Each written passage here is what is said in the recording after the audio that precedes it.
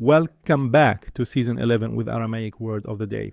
Laahana, which means my vacation or my rest. I pray you are enjoying these short, in-depth Aramaic words that shaped first century mindset of the early followers of Yeshua and deepen our understanding for today by learning the Aramaic language. The Western word vacation comes from Latin vacare, to be empty, free.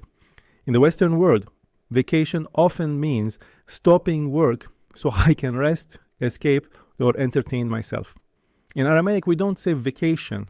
That's a modern word born from the idea of escaping work, escaping responsibility, escaping noise. But in our tongue, the word is Laahna. It means rest, yes, but not the way the West imagines it. Laahana is soul rest. It's not absence of work. It's the presence of stillness.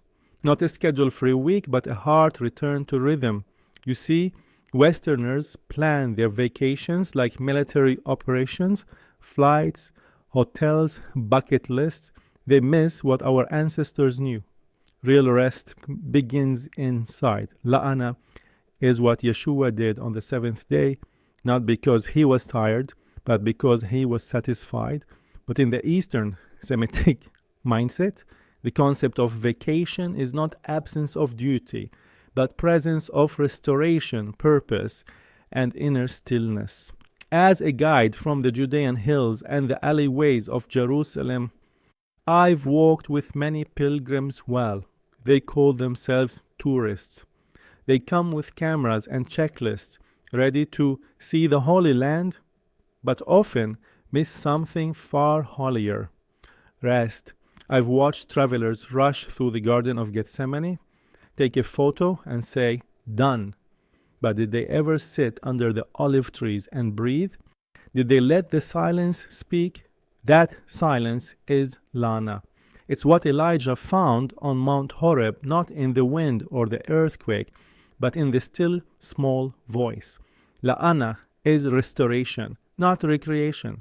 It's when your insides are aligned again. That's why Yeshua said, come to me, all who are weary, and I will give you rest. Not a sabbatical from your job, a homecoming to your purpose. This is not simply about physical exhaustion. It's about being weary in your being, tired from the weight of life, expectations, and performance. Yeshua wasn't offering a Mediterranean cruise. Yeshua was offering Laahana, a rest that reorders the soul and returns you to the rhythm of Eden. I live in Texas now, in a small space with no office, but back home in Jerusalem, even our stones breathe history. Even our desert has rhythm. I take the train sometimes just to write, to slow my soul down, to remember that Laahna is not about location. It's about intention. So next time you think of coming to Israel, not for a vacation, but for something deeper, remember Laahana.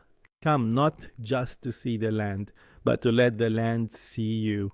Come not just to hear the stories, but to let your story be rewritten by sacred stillness.